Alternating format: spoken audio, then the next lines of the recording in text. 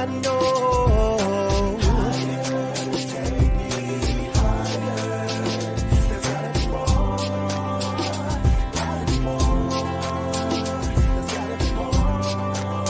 I need a higher definition than what it seems. There's gotta be more, gotta be more.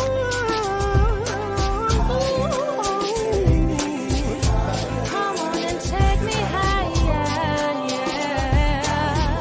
There's gotta be more, there's gotta be more. I wanna know beyond all the rules and even past the school. I wanna know more, yeah, yeah, yeah. I need a higher definition. Higher definition.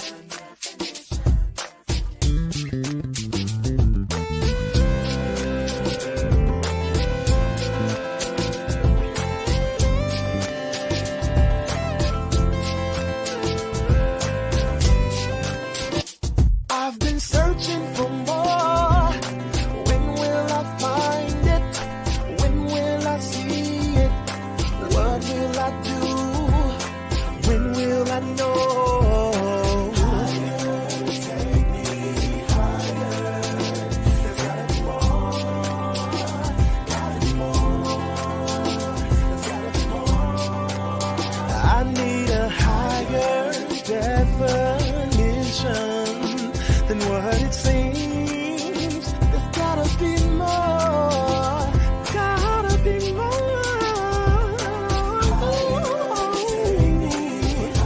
Come on and take me higher, yeah. There's gotta be more, there's gotta be more. I wanna know beyond all the rules and even past the school. I wanna know more, yeah, yeah, yeah. I need a higher definition. Higher definition.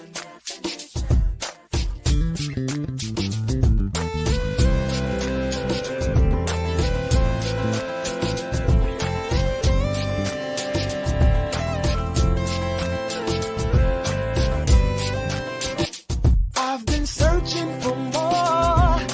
When will I find it? When will I see it?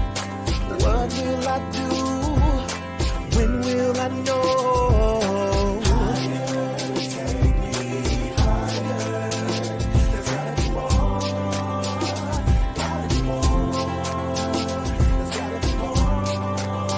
I need a higher definition than what it seems. There's gotta be more, gotta be more.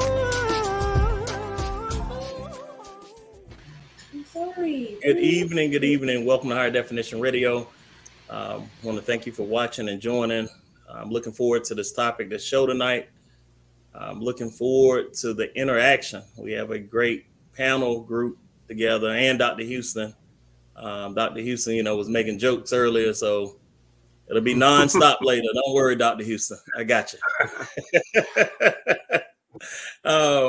And I know you share these to all your 100,000 followers in every group you're in. And I'll tell the story again. Dr. Houston did a spotlight video, and I had to look at it. It had 59 shares. I'm like, well, Dr. Houston, how many groups are you in? You're in a lot of education groups. So salute to all the educators out there. Salute to all the people that's making it happen, educating everyone. Looking forward to this show. You see how the villain already came out in me, Dr. Houston? Oh, yeah. Already. Our topic tonight is, are you a villain in someone else's story? And it's kind of self-explanatory, and we're going to get into this topic. But first, we're going to check and see how Pastor Kurt's been and how was his week. Oh, fabulous week. I'm so excited to be on again tonight that you would allow me to come back on. So it's been a great week and looking forward to tonight's show. Pastor Kurt, don't start that about allowing you to come up. You see? Oh, man. Dr. Houston, how are you, ma'am? Doing great. Can't complain. Had a great day at church today and great week in the school district and looking forward to a conference that Tammy and I will be traveling to on Thursday. Oh, great. Um, Dr. Keith, how are you, ma'am?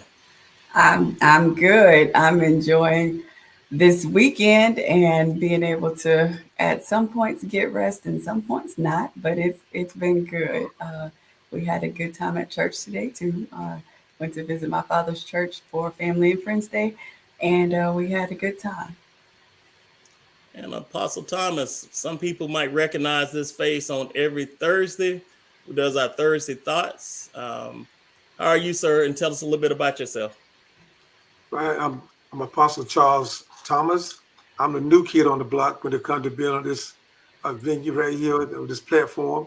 And I thank God for Lamont inviting me to be on tonight. And we've been out in Rock here now for 2 years last month. And the Lord had us to move here. And we're here on Zoom ministry every Sunday morning at 10 a.m. and on Wednesday night at 7 p.m. just teaching the word of God. And we have a church established in Albemarle, North Carolina, where I just placed a pastor there in January, Pastor Reginald Robinson. And my wife and I, Portia, former name Ratchford, Lamont's sister, we're here starting a ministry here in Rock Hill. So I'm excited about what God is doing. I'm excited about being on this platform tonight with y'all wonderful guests and meeting y'all. So I'm looking for God to do some great things. So I'm excited. Oh, thank you. And I said this when we recorded this past week, but on this past Thursday, for whatever reason, we had some technology breaks and the uplink for Facebook, YouTube went, but Facebook didn't. I had 5 people reach out to me saying, hey, where is it? It was like 10:02. I'm like, wait a minute. And I didn't even know it hadn't launched. And we all know how technology can be. And I was like, wait, let me check on some things. But folks, guess me waiting and listening and can't wait to get it over. So I appreciate that for all the faithful watchers and listeners. Pastor Kurt, I'm gonna start with you because we kind of had a side conversation about are you the villain in someone else's story? When we talk about the church and talk about all the great works, you're an author. You dress up, and for people who don't know this, who don't follow Pastor C.T. Kurt, he dresses up in the characters for school, and I think that's amazing. And you're a Black male teacher and a history teacher. And I don't want to use the word hate. It sounds so non-biblical. I don't think the word hate is in the Bible. But how do we look at being a villain in someone else's story? Because I named all these accolades from you, and I'm sure somebody right now is looking at you hating. Like, look at that hat. He ain't got to put that hat on. He ain't doing nothing. What are your thoughts? That is my new trademark hat. But I'm glad you noticed it. A lot of times people, and as you say, hate is a strong word, but sometimes people will dislike based on their own inadequacy. Because you are doing something that they may not be doing, they may have an issue and a problem with it. But the reality is a lot of people don't know the backstory behind your success. At times, I'm a history teacher now, but they wasn't there at 29 years old when I decided to go back to school to get in the classroom, working a full-time job, had a family, and studying to 2 or 3 o'clock in the morning. And so what people see a lot of times is your success is the things that they need to be able to clap for, because every success has obstacles. They had trials and tribulations that come with them. And when people don't have preview to that information, because we're not like the Apostle Paul, we're not sharing our weaknesses on social media. We're not sharing our infirmities and our hangups. And so people think that what they see a lot of times on social media just happened overnight. When I used to, I remember sitting in a room with pastors, and one of the pastors made a remark saying, well, people do want to do things just to get on the camera. And I kind of knew that was shooting at me because I had been on the camera that week on the news. And I was like, that 15 seconds of what you want to call fame does not pay you any money. Nobody volunteers to help you. Nobody donates to your church. Nobody has bought costumes for me except for those people that know me. And so they're not there when I'm trying to catch that sale after everybody leaves Spirit, trying to get that $59 costume for $35. And so because they don't know that story, they use their criticism and their judgment in the wrong contents and the wrong target. So we got to be very careful of putting criticism on people when we don't know the story, because you don't want to stop someone who is doing a good work all because you have your own set of inadequacies. We ought to be cheering for each other. We ought to be there promoting what each other are doing so that these works can continue to go forward. Oh, that's great, Pastor Kurt. And you sound slightly muffled to me. Maybe it's just on my side, but we'll keep going. Dr. Keith. Oh my goodness. Dr. Keith out here counseling people, counseling women, out here doing seminars, classes. She has a podcast. Come on. Tell me no one's hating on you. Come on, Dr. Keith. You know, I really can't say that. I don't know for sure because they've not said anything to me necessarily about it. You know, sometimes there's the occasional, oh, you're doing a lot, you're doing too much. You're always somewhere doing something, or I see your face or something like that. Now, if you, I guess, in some ways you could say, okay, maybe that's their personal perspective that, you know, they wouldn't be doing that. And so, or it is they want to be doing certain things and then they're not. And so they are feeling a particular way. So then that comment comes out, because sometimes you have to definitely filter things between, you know, what is true constructive criticism and what is that criticism with a tinge of what we sometimes want to call shade. So it's knowing the difference. It's being able to discern where that person is. So yeah, I mean, I have heard that. And in that sense, I'm thankful. I used to try to make up reasons, you know, as to why I'm doing what I'm doing. But now I realize that for me, it's about purpose. And because I'm walking in my purpose and doing the things that I'm supposed to be doing, prayerfully, you know, with the help of the Lord, that he's aligning and connecting. And because he does that, there's nothing I can do about what is happening and where you see my face and how often you see it in a lot of ways, because where he guides, he provides. And so if he opens that door and I don't walk in it, then I'm going to miss something that he has for me. So I got to go regardless. So, you know, when I hear that, I'm like, you know, that's fine. And I get what you're saying, but I'm hearing people's stories and I'm hearing and seeing the things that are changing and what's come about as a result of some of the things that I'm doing. And so, and the collaborations and the networking and things like that. So I don't take that for granted, and I won't stop just because they are saying that. And granted, they also, just like Pastor Kirk said, they don't know my story, you know, fully, and why I do what I do. Because it really did start from, I experienced a lot of the things that I talk about in a lot of the situations with depression and anxiety and different things like that. And now I take my story forward and I help someone else through some things that they might be journeying through. So I look at it as a blessing. So if my, you know, if you see me too much, there is an, what is it? There's an unfollow, there's a pause button, there's all kinds of technological things going on in there where you can mute and filter whatever you seeing on your timeline. So if by chance I bother you, then do that. And I'm okay with that too, because you need to protect your peace and I need to protect mine. And so then we will keep moving forward, because I cannot stop what I'm doing and block my blessings because somebody doesn't want to face all the time.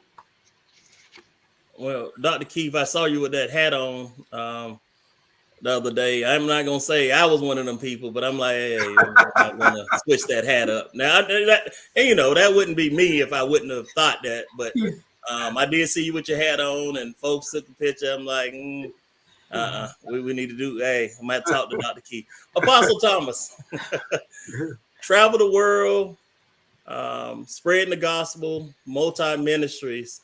Tell me there's no one disparaging your name out here in these streets. I couldn't tell you that, because I would be telling you the truth, because one thing about ministry, especially full-time pastors, uh, there's you're the villain in someone's conversation, because first thing they'll say, you're taking care of that pastor. No, God's taking care of me. Amen. So you are the villain in somebody. I know I am. And most pastors and politicians, they are, because our life's an open book. Why? Because we have stand in the pulpit preaching the word of God. Amen. We're just open. And some people may like the message. Some may not like the message. I normally say, when I preach a word of judgment, a word that's a hard word, I said, well, I know what y'all going to have for dinner today. And when you go home, instead of potato salad and chicken and potato pies, you're going to have me for dinner. And so, I'm going to give you the word of God now. But I found out one thing. A lot of times people, they criticize people, because it boosts their self-image. It boosts their self-image, make them feel good about themselves, so they think. So they think. And yes, especially when the Lord began to launch me out, I wrote my first book, Abide in His Presence. And that book took me all the way to New Zealand, teaching that book in New Zealand for about 19 days. People said this about me, that about me, but that didn't matter, because I'll be celebrating 50 years ministry next month. I was in November. And I tell anyone, this is ministry is not a job, it's a calling. And if God don't call you to it, I tell them, don't sign up for it, because you are going to be the villain in someone else's conversation. And look, a lot of times you hurt folks. You hurt people by criticizing them. You can just say it in front of your face, behind your back. And that's just part of it. That's part of it. That's why the book of James, 11, verse 12 said, brothers and sisters, do not slander one another. That's a command. That's not an option. Because you set yourself up as a judge, you slander other person. And so the Bible says, James speaks against that. You got to slander each other. You pray to each other. If we would spend more time praying to each other, and criticizing each other, would be so many arguments. And like Brother Lamar said, in the church, hey, my father was my bishop. He's on the Lord now. My brother was a bishop in Springfield. My nephew, the Lord is bishop in Stafford, North Carolina. And my sister minister. My grandmother was a pastor. And so I come from the Levitical priesthood. So I'm used to it. So it don't bother me, because that's part of it.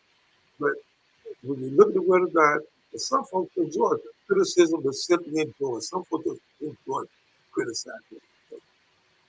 They enjoy it. So I tell them, well, I'm glad that I'm just that important to you that you call my name. So you have to rise above it. It's not going to stop. Not going to stop. And God bless you. And I heard this matter of fact, I was at a Home Depot a couple of months ago, and this man walked up to me. He didn't know me. I didn't know him. He said, "Did you hear about this particular pastor?" I said, "What about it?" Well, he did so and so and so. I said, "Well, I'm praying for him." The guy don't know me. I didn't have time to sit in the parking lot talking about some other man of God. The Bible says all those sin that come short of the glory of God. So therefore, things happen. Things happen. So, Dr. Houston, podcasts, you creating and educating, you trying to build a sister up, you traveling around the country, you're posting fitness videos in the morning, you posting now hair products in the evening. Tell me you ain't heard no I can't even call it hate, but backlash. Well, I probably have heard the most backlash in my position as a principal of a school. When you're a public servant, a lot of times, you get it from all directions. So there's been times, of course, where I've had to make unpopular decisions that were the best for the school. Sometimes people that were hired didn't work out. And so then, of course, you're probably the villain in their story. Even though I definitely try to handle those situations where, even though you may not have worked out here, there may be a school that works better for you. It's just not this school, because our students had certain needs that had to be met. Taking students up for expulsion hearings sometimes definitely has brought people from families, number of family members who's there to support the child. And of course, I'm the villain in that story because I'm the person that's bringing them forward for an expulsion hearing. But in many of those hearings, once I explained, what was happening, the people who came to, make sure they were telling me off or whatever, ended up saying, well, you know what? It was nothing else you could do, after you read and they have an understanding of what's happening. And in some of those hearings, I was the villain because I was, putting the child up. But in the same breath, because the parent would be asked, what do you have to say for your child? And sometimes they would say, I don't have anything to say for them. Now my mother's hat is on now because I can't let the child go out and not hear anybody say anything good about them. So now I'm switching gears.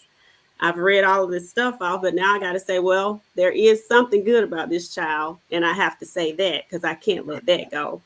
So, there's definitely times where I have been the villain in somebody's story, but everything that I have done for children,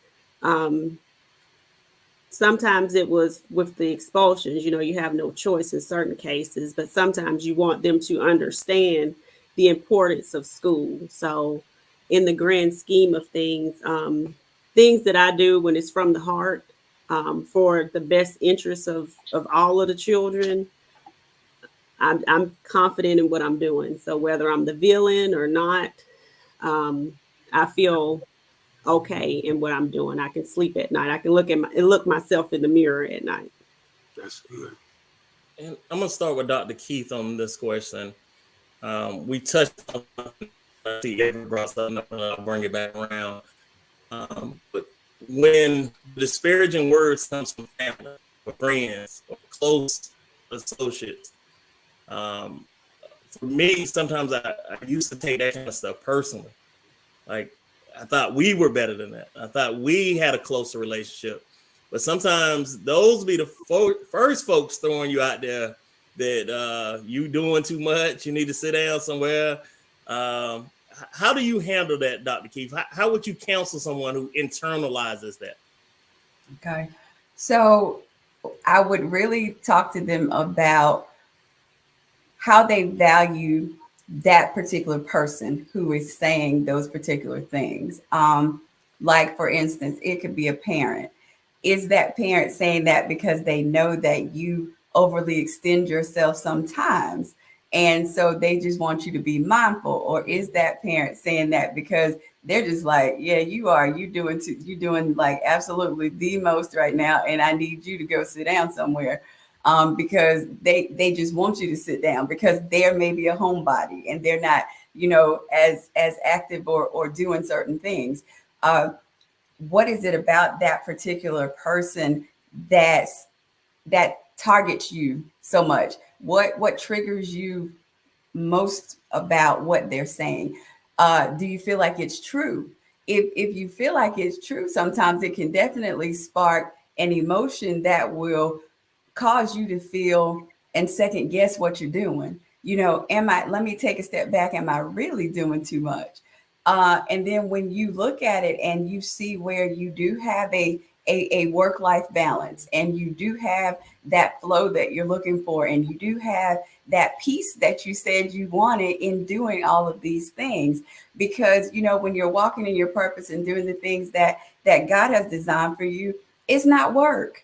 You could do it, with ease. Now, granted, yes, it takes some effort, and it takes you doing your part and studying and all those things. But if you are feeling like this is a good spot for me, I'm in a good place, I feel rested, although I'm doing all these things, then you have to release yourself from the condemnation and the judgment of what other people are saying about you, and shift that back to, what do I know to be true about myself? Who am I? Because a lot of times when I ask a person, so who is Sally? Tell me who Sally is. So Sally might say, well, I'm a mother, I'm a wife, I'm a this. And those are all titles and connections that you have to people. But who are you?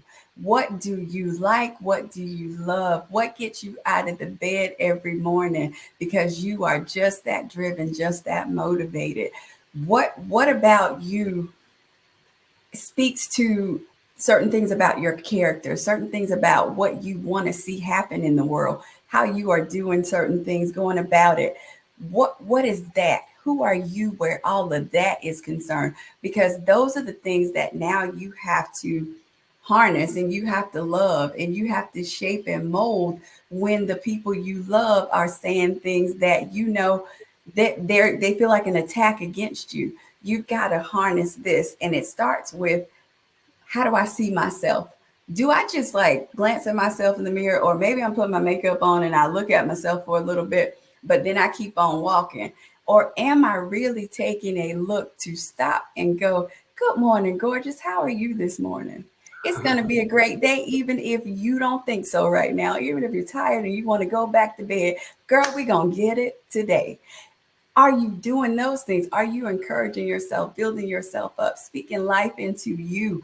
Because, it's about, I believe it was David. He encouraged himself in the Lord. And we have to do that every day, because the people out here, we don't know them from Adam, but they don't have a problem with us. Just like Dr. Houston was talking about some parents. She probably never met those parents before, but they came in there with an agenda, and they were going to tell her about herself. But and so, but our family's going to tell us about ourselves. They're going to say the things because they really know some of the things, and some of those things are going to be triggering. But we've got to know the difference. We've got to know better. We've got to know that we know who we are and what it is that we have been designed to do and what we can accomplish. So once we get through giving ourselves that pep talk, and we start praying and we start talking to God about it, hit whatever it is that we need to do, because the Lord will deal with them. You just pray for them to be able to get whatever it is that they need in this season while you're getting yours. Pastor Kurt, I'll go to you next. I would imagine when you talked about starting your ministry, and I remember you starting your ministry in the humble beginnings. I would imagine you got a lot of encouragement from family members. I know your mom supports your ministry as a part of it, your sister. But I would imagine some family members out there say, look, Kurt need to sit down somewhere. Oh, I'm sorry. You call yourself Cut Kurt. Cut Kurt need to sit down somewhere. What are your thoughts? Well, I think that you have to evaluate how support looks. A lot of times we think support is people that's going to be ride and die with us from the womb to the tomb. But certain people can support you in different ways that you never see, whether it be when you preach and you always have a meal that you can go home to, or somebody that's encouraging you that may not even go to your church. In fact, if all of my family came to our ministry, we wouldn't need anybody else.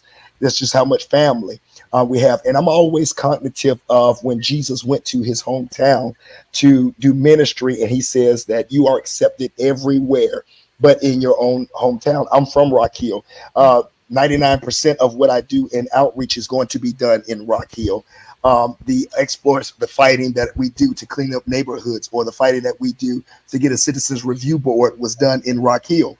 But to always get that respect from your own hometown, I didn't expect that.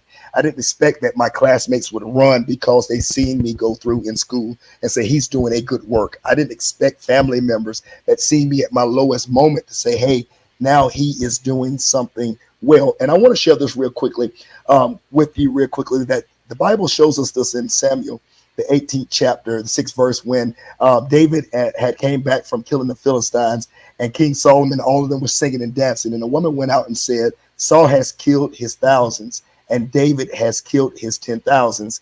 And David was Saul was utterly disappointed and upset to the point that rage had grew in his heart.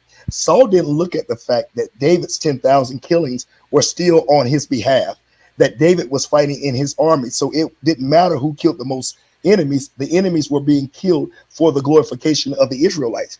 And sometimes we hurt people not realizing we're in the same battle, that the same issues that you're going through, I'm going through the same issues. So when I fight for your community, I may not even live in your community, but I'm fighting for your community so that you can get the same benefits that everyone else in the city of Rock Hill is getting. That when we're out there on the front lines, we're not doing this because it pays a salary or because we're getting notoriety behind it, but we have a call of God on our lives, like Apostle said, and it's a hard call. That when God calls you to something and he chooses you for a particular area, just like Jesus, you're going to face persecutions. You're going to face people that don't like you, people that have an issue with you. But if they really slow down and look at it, what you're doing is for the glorification of God. So they really don't have a problem with you doing it. They have a problem with God. And I would suggest to anybody to get down on your knees and go before the Lord and say, what is my issue? What is my problem with you, God, that I'm attacking the person that you're using to get something done in my community, in my region, in the world? Because we have enough negative people in the world that we don't need to start turning on each other and saying, well, I don't like that hat. Well, I don't like what they said. Well, I don't like that, what they did, rather than saying, you know what? It's for the glorification of God, and we all should be winning together. No, and that's powerful.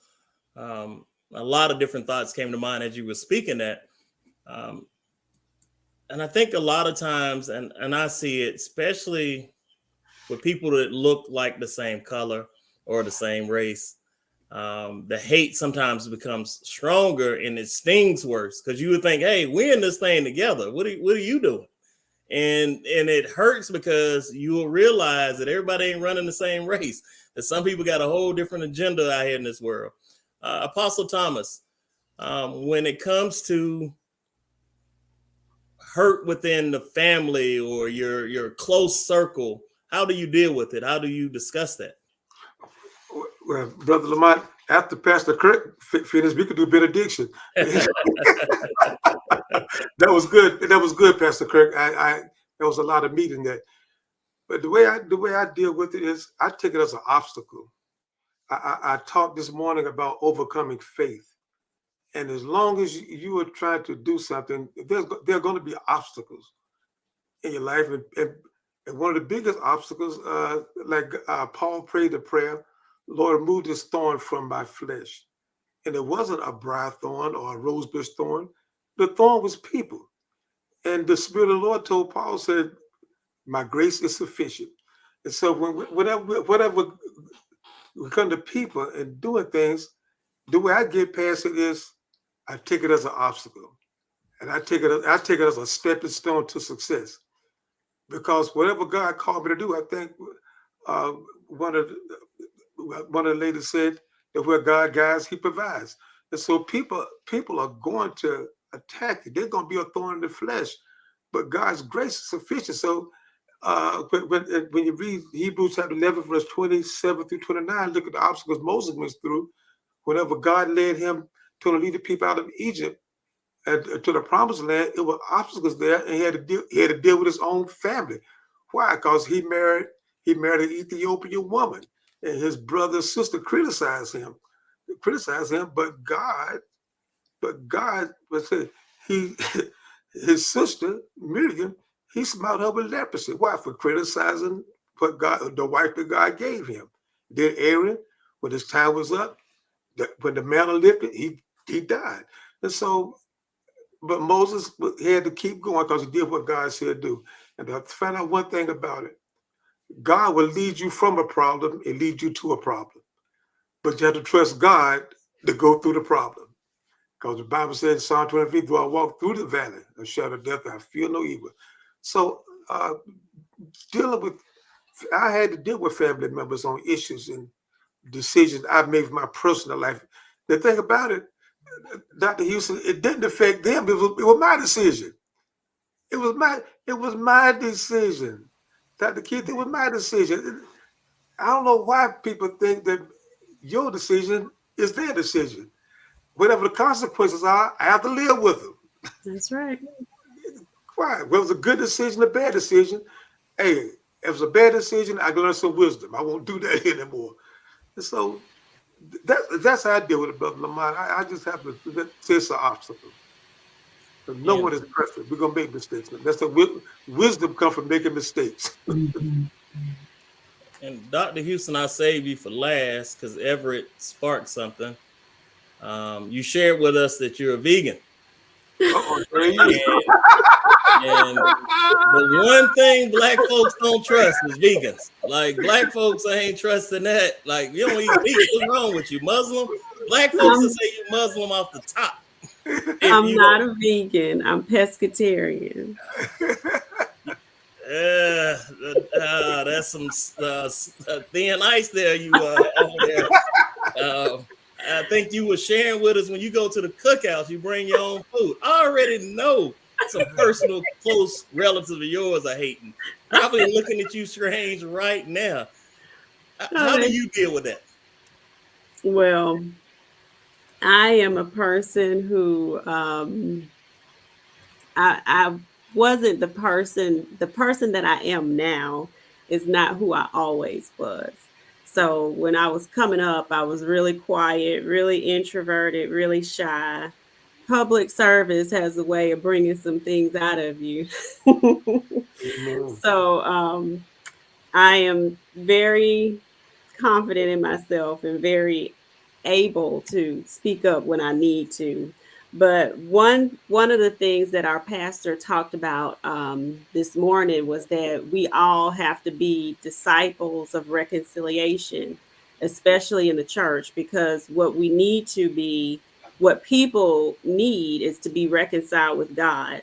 So if we're not modeling what reconciliation looks like, then how do people know that that's a possibility for their lives for them to be reconciled with God? So as people of faith, as a woman of faith, as Christians, that should be our walk. It shouldn't be that and it's easier. I'm guilty of to say, to cut people off who have, gotten on your last nerve. But, you want to be that person to be able to extend them grace and to look at where some of the things that they are pushing out towards you, where that's coming from. Because a lot of times it's coming from places of insecurity. It's coming from places of them not having things together themselves. So instead of me just cutting you off, hey, what can I help you with? Why are you directing that at me? What can I help you do? So, sometimes just asking questions to figure out where is this coming from and try to reconcile versus just letting it go. That's a very polished, deep answer. I still want to know about some of these cookout interactions because I would imagine folks going off. Oh, look at them. No, everybody's They used doing something. People are used to me, and they know I'm not gonna bring it. And when I bring it, I expect for it to go on the grill and come out with everybody else's food. Oh goodness. No, this is interesting and listen to everyone's perspective because we all deal with these things together. And then sometimes we have our own insecurities about people around us. And that shapes how we respond to them when they respond to us. And trying to overcome that sometimes could be a delicate balance, whether it's in your job, whether it's in your family, and especially at church. Because, and let me say this, and this is Lamont's feeling, that sometimes people in leadership at church get appointed to positions or not leaders or anything else in this world. And they use that opportunity to pressure, to flex their power. And when that happens, that makes people draw back quickly. It's a deep conversation, and I want to switch gears a little bit, but it's what the theme I've heard, and it's the Sunday morning inspiration that I talked about this morning. People knowing your story, like what people see from you is your highlight reels, right? They see you smiling, they see you laughing, they see you on a nice vacation here. They see you at this nice restaurant, but they have no clue. Most people have no clue who you are as a person, what's your inner thoughts. And familiar scripture, when Jesus was talking to or answering the Pharisees and the religious leaders, and they were questioning him about the miracles and all these things he was doing. And his answer is, well, you don't know me. And I'm paraphrasing. You don't know what I've done. And if you look at more scripture, he talks about what you're seeing in the physical realm, I'm doing in the spiritual realm. And that's probably hard to wrap our heads around at times, knowing people's story. Me and Everett was talking a few hours ago. Probably one of the most popular movies of 2023 was Oppenheimer, the movie about the development of nuclear weapons. Yeah. At a point in time, they couldn't fathom the destruction that an atomic bomb, a nuclear weapon would unleash on this world. And to build something, to do something in such a level where you don't know what the consequences are, it's scary sometimes. And people had a question of conscience. Like, what do you do when you're that wrapped up in stuff? And I'm sorry, I got sidetracked on Oppenheimer, but it's still an interesting thing that we all go through. Our conscience gets us. But I want to touch on, and let me start with you, Dr. Houston, on this. When we talk about people knowing your story, like people see you smiling every Saturday, you talking about you flying here. The background behind that, is it that smooth as those things, or was there a struggle to get to where you are? Well, my villain is the reason why I even started doing what I was doing. So sometimes the villain may have been sent, because sometimes God knows that we're comfortable in certain situations, and that's the only way that you're going to move to do what He's told you to do, is because you have a villain. And so Tammy and I are very vocal about our story. As a Black principal, my school was failing. I was told by that then district leadership, is different leadership now, that we weren't going to be able to turn the school around. We were basically made to feel like we were incompetent. We didn't know what we were doing. We were put on improvement plans, and we were told at the end of the year we would basically be teachers back in the classroom. So, it turned into almost like a harassment thing where I had to file a grievance. After I filed the grievance, they stopped coming to the school to document me. But I was transparent about that with the staff, letting them know, these people don't think anything of our children. They don't think anything of me, and they don't think anything of you. So the best way to combat that is to show them who we are. And so I was able to get the children, the teachers, everybody to rally behind what the vision was. And the vision was that all of the students could grow. So we were able to, my school grew 2 report card grade levels in 1 year. Her school grew 3 report card grade levels in 1 year. And it didn't have anything to do with, this pressure from the people, because I knew at the end of the day, you didn't give me this. This is what God has given me. So wherever it's for me to go, that's where I'll be. But it was more about, you don't think anything of the children or this community, and I want to show you who we are. So, after that, of course, nothing else was said about the improvement plans. And now you're doing such a great job. And so that's why we provide the support that we provide to principals on our podcast, because it was through things like that we had to reach out to get support from outside of the state, because we couldn't depend on anybody in our own district. So that's the whole reason why we started doing what we started doing. And Dr. Keith, thank you for modernizing that word hate. Naysayers is the new modern word for haters. Don't let the naysayers.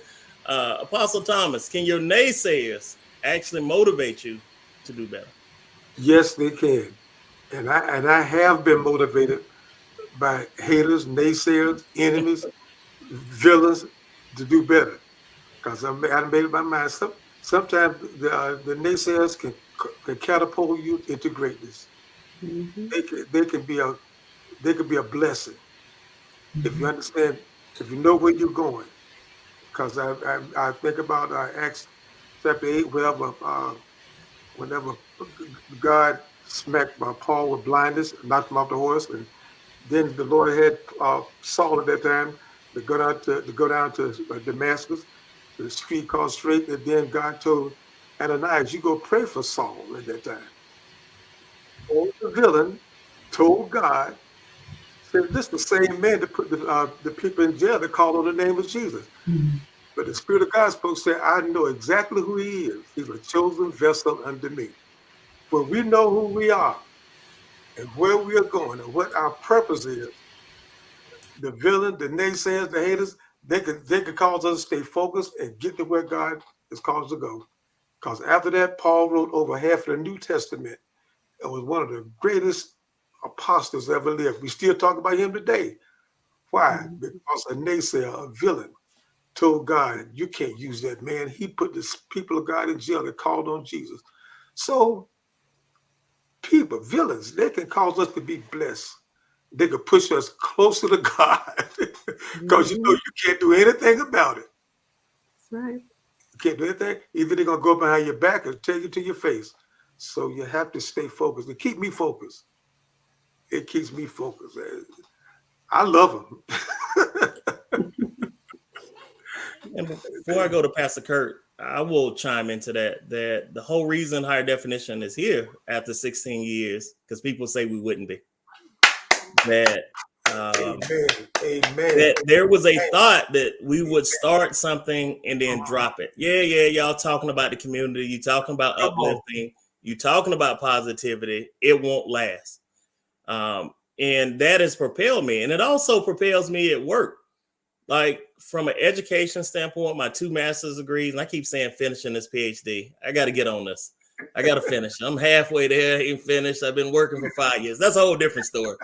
But people think sometimes that you're not capable or you're not worthy of the same things they're worthy of. And I hate to say, especially on the job, you sometimes have to work twice as hard to get half as far. And I see that play out in my own life through work community. So a lot of people will see, well, Mont, you've been a manager forever. Like for most people who've known me in my adult life, I've been a manager or a director for more times than I've not. So probably over 20 years, I've been in a director's job.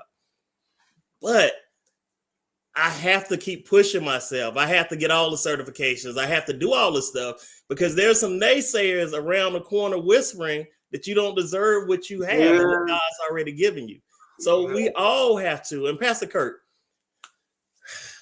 naysayers out there, I know you out there, man. To see you with the costumes on the school drop-off line or pickup line, like I would imagine that even motivated you even further. Like, no, I got to keep this going. How has the naysayers motivated you? Well, I want to say this: naysayers can get you to a certain level, but I would never use my naysayers as my motivation. Your motivation has to be your purpose and your destiny. Paul says it this way: if God be for you, who can be against you?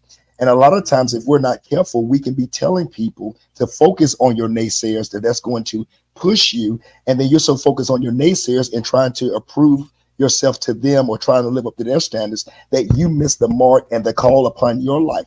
And so the one thing that I understand about naysayers is this, that everybody that has a problem with something you do may not hate you.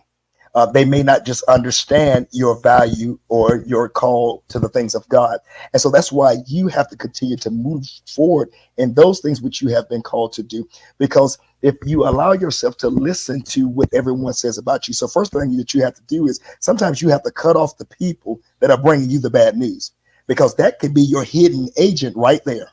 That person that's always telling you, how can my enemies continue to tell me something to my friend and my friend not saying anything in my defense?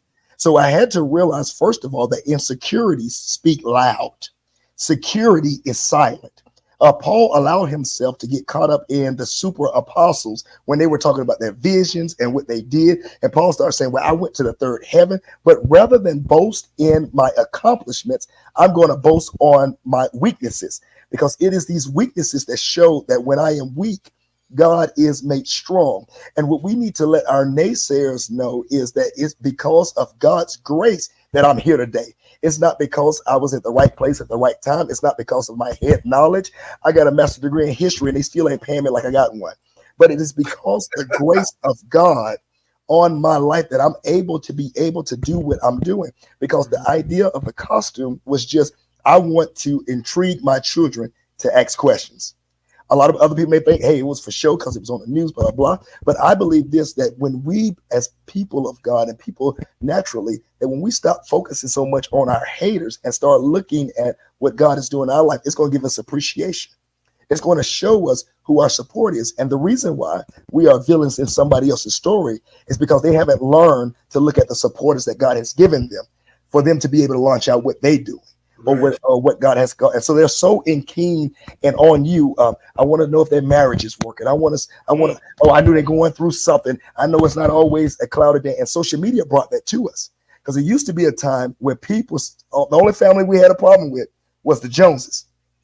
Don't be like, and if your last name is Jones, I'm sorry. Don't be like the Joneses. So social media is our highlights of our life.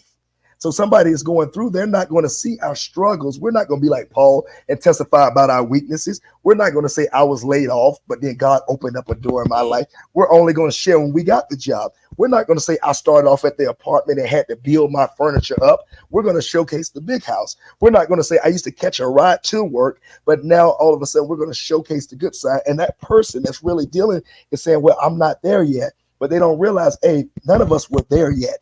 But it's because the grace of God on our life that in our weakness, he is strong. So I'll always testify about the goodness of the Lord. It's never been about CT or what he was able to do. I was an 18-year-old boy that didn't know nothing. And then I got the mentorship of Dr. King and Dr. Winslow that showed me how to be an activist. I didn't know nothing until I had an apostle that pushed me to study. And so all of that was a part of the puzzle pieces that God wants to have in our lives. And I used to focus on naysayers to the point that I was trying to appease them and not appease God. Now I'm saying this, if you're going to say it, amen, that's free publicity. Dr. Keith, has any of these naysayers motivated you? I mean, you've accomplished a lot. It ever motivated you? Well, I think that for me, it is probably in some ways it has a little spark. It has a little spark there. But, you know, as Pastor Kirk said, I didn't stay focused on that, because absolutely that gets you off track, because then that turns into more of a driving force and competition and all these other things that prevent us from really, really allowing ourselves to be able to hear God and know where he's leading us. Because then, you know, everybody else starts leading us. And then we start listening to the people, you know, who are for us, and they have great ideas. So then we're all over the place and we are not in alignment with where God has us. And so it really is, you know, one of those things of, yeah, you know, for in a little way. Absolutely.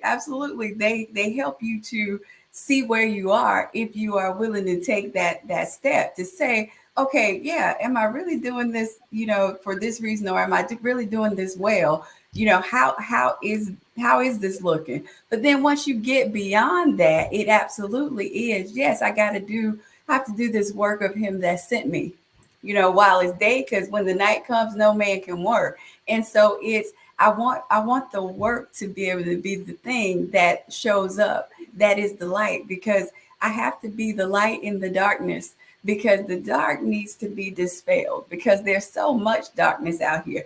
And if I'm following what the naysayers say all the time, then I am getting off course from truly being that light and truly following and being where I need to be. But now, granted, our naysayers need to be there, because that table, when it gets prepared for us, they have to see that God is in it, and they have to see him promote us and see him do all the things that he promised he would do, because that will hopefully give them an indication that, hey, wait, I need to check myself. and I need to see what this is that's in me that is preventing me from loving this person, or from being excited for this person, or being whatever it is. Because just like was said, insecurity is absolutely loud. You can hear it down the street. But that confidence, that silent confidence of knowing whose you are and who you are, it is so quiet, and you almost don't see those people coming. And that's why sometimes a person can do something, and all of a sudden you start to see them, and you like, wait, they were an overnight success, but they weren't, because they were working. They had their head down, putting their hand to the plow. They were going. They were doing the things that they needed to be done in that moment and in that space. And then God kept building, and they kept learning. They kept gaining in that strength, in that day by day. And there it was. And so it is we get caught up in the highlight reel. We did not see when their head was down. We did not see when they were crying in the room, going, Lord, what in the world? Because why in the world did you bring me here? And why you have me doing this? Because these people don't care nothing about what I'm doing. And they don't want this. And they don't listen to this. And I tried that and it didn't work. But people didn't necessarily see that, because, that was not Facebook famous. That was not the publication we put out there. But it is, I think we have to get to that. We have to get to really saying what our story is, because I think that now more often people are talking about the story and the behind the scenes. And some people, I was in my, they're saying I was in my car and I was homeless and all these things were happening, or for me, yes, I was in the psychiatric hospital. I was. And God brought me out of that so that I could tell somebody else the story of how they could overcome. But if those trials never happened, nobody would get the opportunity to experience who I am and who He has made me to be, and know that their journey doesn't have to be something they're ashamed of. Because I promise you, I didn't want to tell a soul about that story. But I realized that testimony helps to free other people. And so, yes, sometimes my haters come and they just want to know some bits and pieces of what somebody told them. And then they decide that they like me. And God shows up and allows them to shift some things. And then we get to be able to have a conversation and be able to connect, because a lot of times, absolutely what the devil meant for evil, God turned it around for good. And so you also have to be aware of that too, where some things that are meant for evil, where God turns that thing and it is aligned and destined for where He wants you to be, then you got to be in line with that too. So absolutely, you cannot be all over here and all over there. You got to stay on track. No, that is some great words from everyone. And Everett must have been reading my mind. And I'll set this question up to talk about my relationship and my circle. I have a very small circle that I confide in when I have things going on, or when I'm thinking about doing something. And Everett, I talk to Everett 3 or 4 times a day. We talk every day.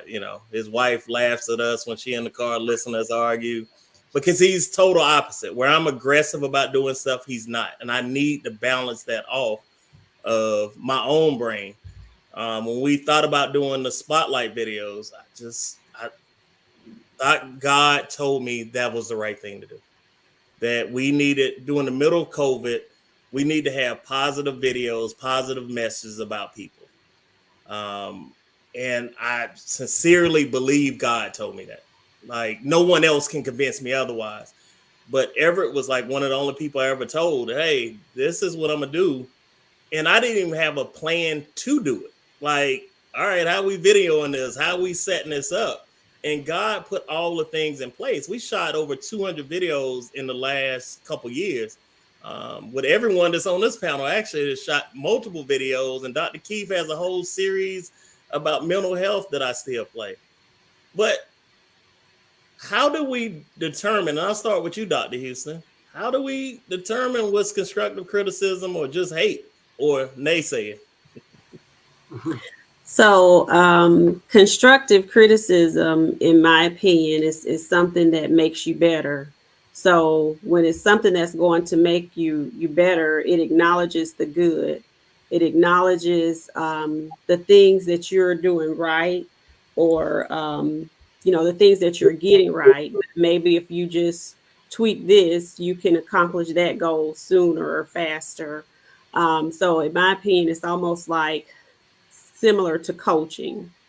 But when it's just hate, then it's just picking out flaws. It's just, negative. And anybody can come by and run anybody down. Anybody can just look for something negative in somebody and run all of that down. And those things don't make you better. They're actually draining to you. So it sounds different to people.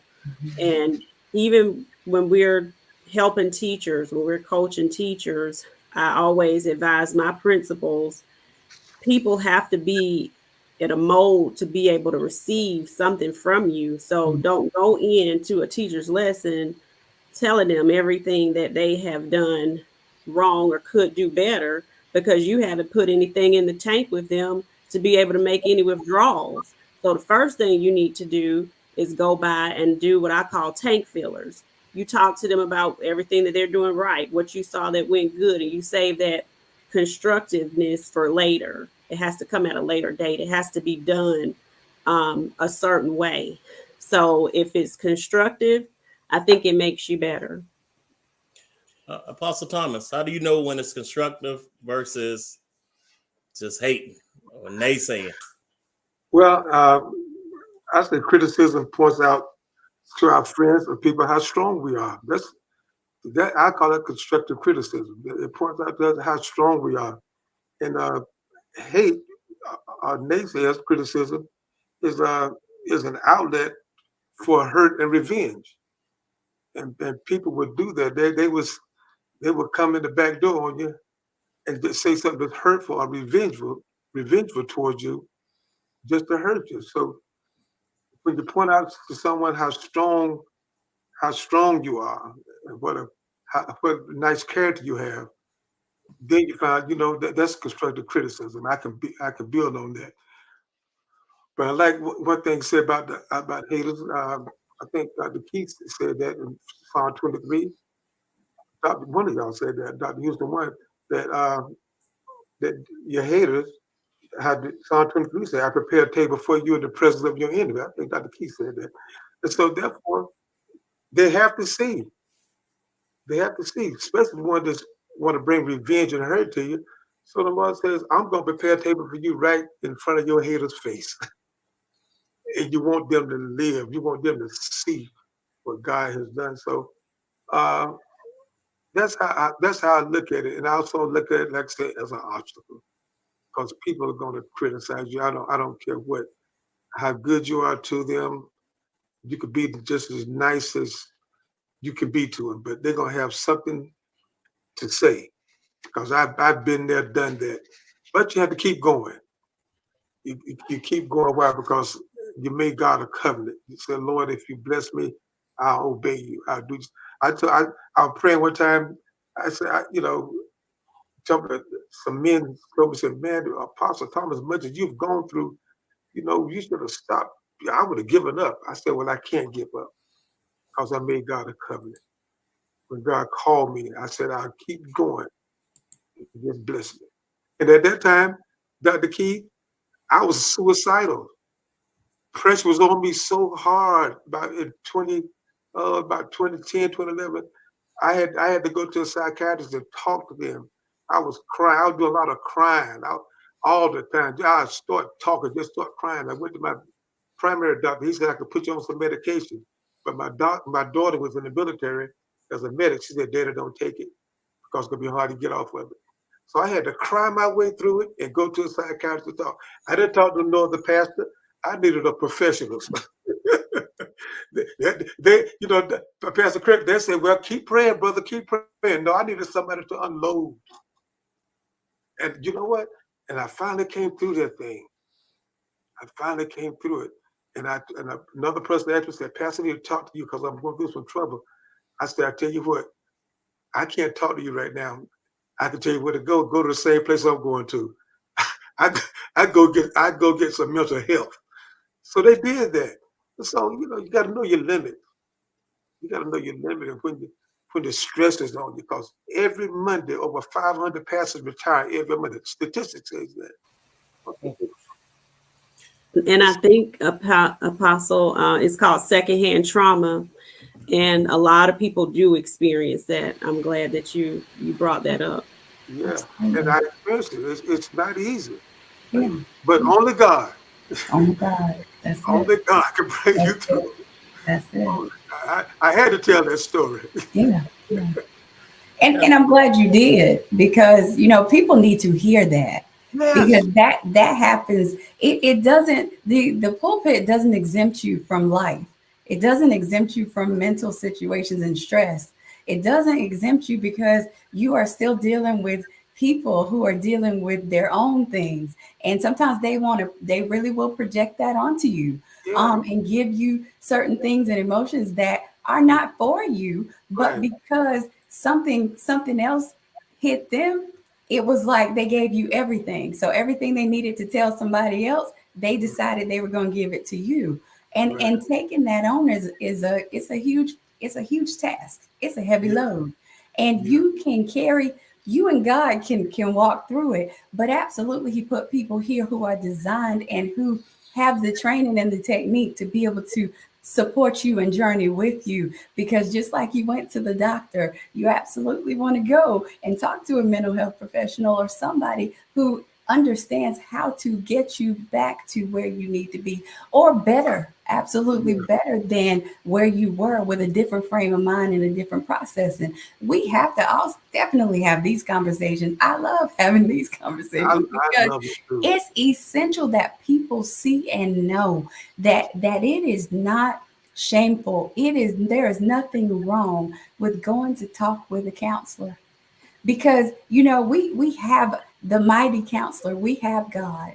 Mhm. And a lot of times there are things still that he wants us to be able to get from some support, because he Right. left some support down here, and we Right. need to utilize that support. And Dr. Keith, I told my church, I said, I'm talking to a psychiatrist right now. Yeah, And I said, I don't feel bad by telling you this. I said, because one thing about it, Jesus had a physician traveling with him named Luke. that's it. so, Yeah. so therefore, I need some help. And I'm not going to tell, I love my elders, the leaders, Mhm. but some things you don't need to know about me. Yeah, that's it. Absolutely. So I Yes. just downloaded. Pastor Kurt, how do you know the difference between constructive criticism or naysaying? I think I Both just of like saying naysaying. them. I think you do too. One thing I would say this is you have to listen regardless of which one it is, because listening sometimes can reveal to you that everything that comes to you in a negative manner may not should be taken negative. There are certain characteristics that people will see in you that if they're too afraid to say it, you'll never start the healing process to change it. And when we talk about being a villain in somebody else's book, I had to evaluate some jokes that I did. I had to evaluate some things that I said to other people, because just like we say people come up against us, there's been people that we've inadvertently came up against that broke them, that hurt them, that they lost their inspiration. And so sometimes when a person comes to you and say, hey, that joke, maybe you shouldn't have said that, maybe you need to go back and apologize, that's not coming from a spirit of hate. That's coming from a spirit of, hey, maybe I got some forward information that somebody was broken because of something you said. And so I really have to listen to the criticism or what we call hate, and really evaluate whether that's really hate or whether that's really criticism, because sometimes we can get arrogant within ourselves to think that what we're doing is always right, to think that what we're doing is always okay. And we can miss the very mark of the criticism that is coming to help us change some things in our lives, to get us back in line with our purpose and our destiny. So I would tell anybody, just listen what is being said. Now, from haters, because you're going to have those, you're going to be persecuted all the time for the sake of the cross. You're going to be persecuted all the time. And that's Jesus' fight. That's God's fight. That is not my fight. The Bible says, vengeance is mine, said the Lord. That is not my fight. But things that come up to me internally, professionally, I take time to listen to those things. I take time to heed those things to make sure that I am in line and make sure that I'm doing the best that I can do. No, very, very great answer so far. Dr. Keith, what are your thoughts? Difference between criticism, let me say naysayers one more time. Naysayers.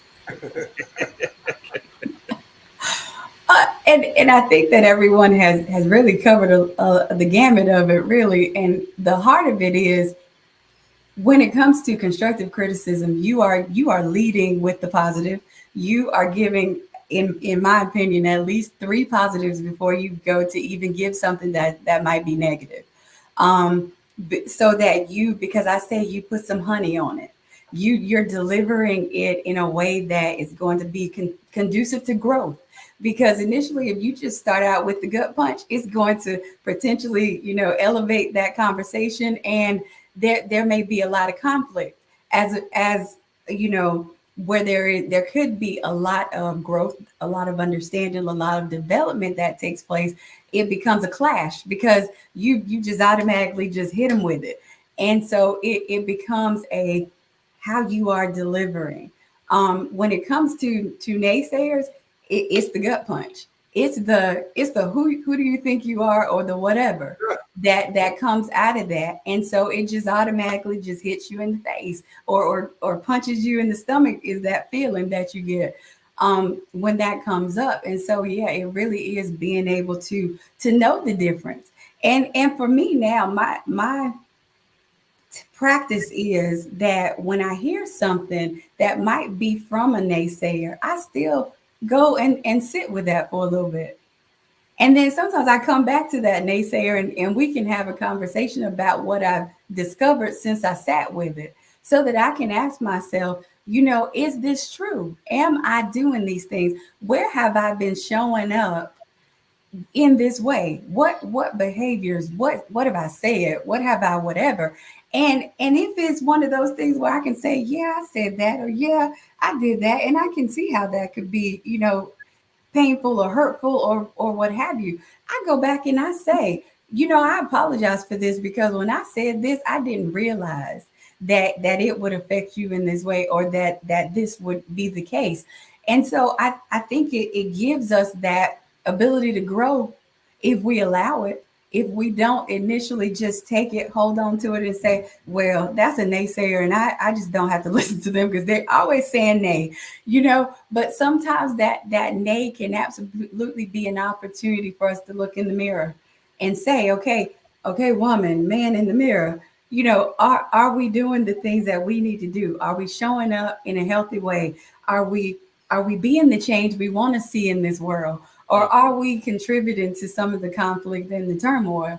Another thing I thought about too when we were talking about naysayers is sometimes I can know that it's naysayers when more than the naysayer is saying the same thing, because they've had a conversation with a couple of people, and some of their riders are saying similar things, or they're, the streets are talking about, this thing or that. Then I know that that's a naysayer, because see, if you wanted me to grow and if you wanted me to be better and do better, you would have come and said, hey Keisha, hey Dr. Keith, when you said this, or when you did this, or you out here doing this and out here whatever, then you would have brought that to my front door. You would not have brought that to the streets, and the streets tell me what you said. It would be we had a conversation so that we could have an understanding. We were able to reason together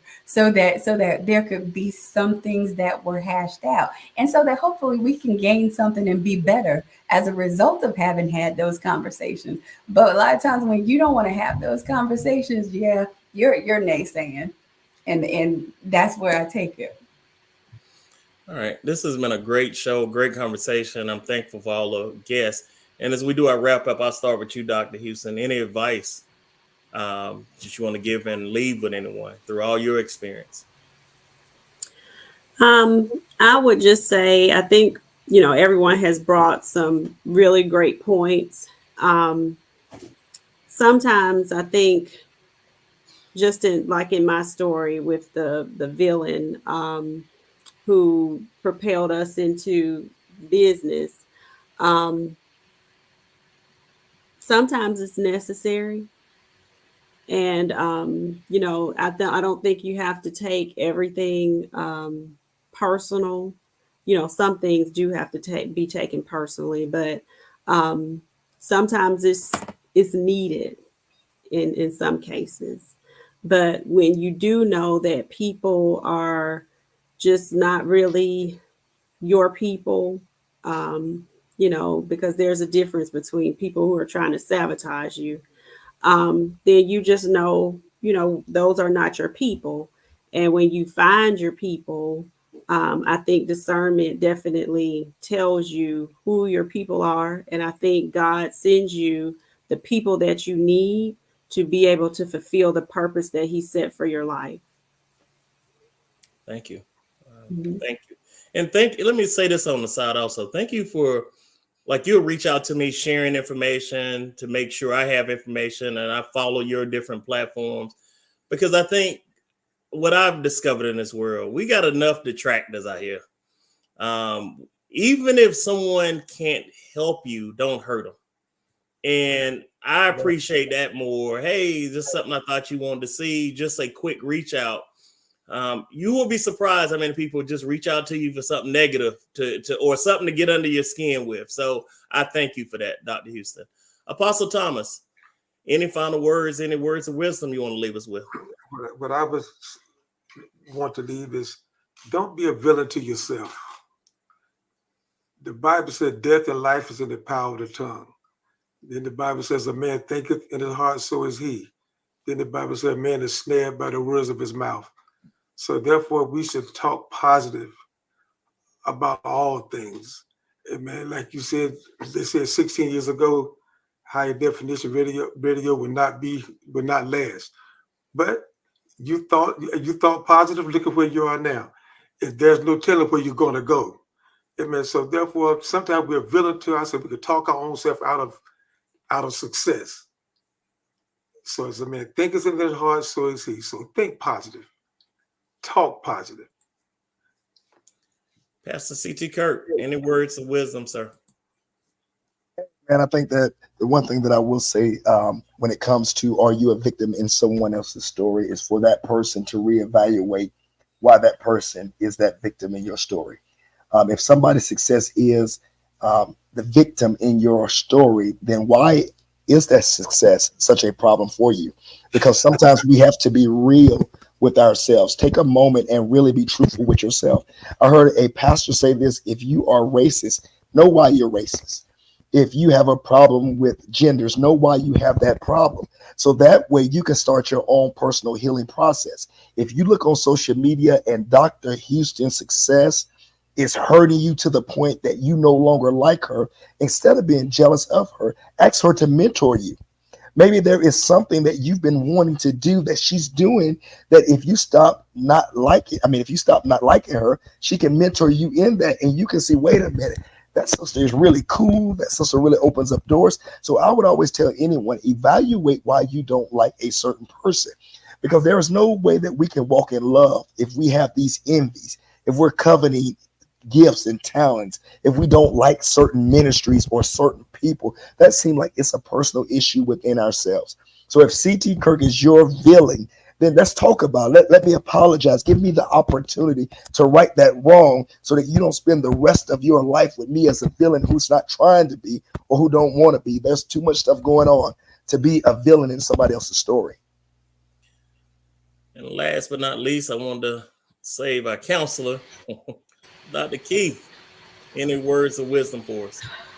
I wanted to read something because something came across my feed earlier today before the show, and so and I think it kind of ties into what we've been talking about here. And it says that Cain killed Abel not because Abel wronged him or fought with him, but it was because Cain couldn't stand the favor of God on Abel's life. Sometimes you may wonder why people talk behind your back and why they hate you. It's not that you have a problem. It's because they can't stand the favor of God that He has on your life. They're confused on how you're always making it. You have to understand that not everyone will like you, but everyone shall witness that you are favored by the Lord. # God is good. And we all have to remember that favor is definitely not fair. We say that all the time, but that's the truth. You know, what God does for us, He absolutely does not have to do, but it is His unmerited favor. And he gives us new mercies day by day. Every day we wake up, we get the opportunity to do it over again. And we have to be thankful and grateful for those opportunities. And so a lot of times, yes, people are going to talk, but they absolutely talked about Jesus. They stoned him and they killed him. So we are going to go through our different trials and tribulations, but keep walking through the valley, because he is there. God is walking with us. He is walking beside us. He's carrying us. He is breathing on us. He is allowing us to have a fresh wind, a fresh energy, so that we can accomplish the goals that he has designed for us on this earth. And so while we are here, let's live it out. Let's live out our dash. Let's do the works of him that sent us. And remember, because night is absolutely going to come and we cannot work. But right now, don't let naysayers, don't let anybody, even the people that are encouraging you all the time, don't let them boost you up so much that you get off track. Keep on doing the will of God. Stay in tune, stay connected with him so that he can lead and guide and direct you into all truth, and everything else. It will follow. No, and true to your word, I will say also with you, Dr. Keith, who randomly reaches out, that you were on my mind. You'll say, hey, you're on my mind. I'm just seeing how are you doing. It's appreciative. I'm telling you, this world can beat you down. Mm-hmm. And it might not be relationships you talk to every single day, but sometimes the randomness of reaching out to people can really brighten a day or change the trajectory of a day. So I want to thank y'all. I want to thank everyone for watching and following tonight. The thoughts of putting this panel together absolutely was the right one, with so many great examples and personal experiences. And the Bible talks about us being a witness. Like, we just can't be witnessing when everything going well. There's some witnesses when we're falling also that we need to be a witness of. So I want to thank you for that. I want to thank all the people who watched and followed for your first time, or whatever that count is, over 16 years, how many times you've been following us. We appreciate it. We appreciate being able to bring positive messages, positive images. This panel is all African Americans. I mean, that speaks a lot, because I didn't grow up being able to see all African Americans professionals in one place. So I just want to say thank you from the bottom of my heart. And thank you again for all the people watching. And I will end us and say again, COVID is still killing people. COVID is still real. Please be precautious out there. If you're sick, stay home. Don't go spreading, because you don't know how it's going to affect you or your loved one. And with that, I'll say be blessed. Have a safe week. And thank you. Thank you.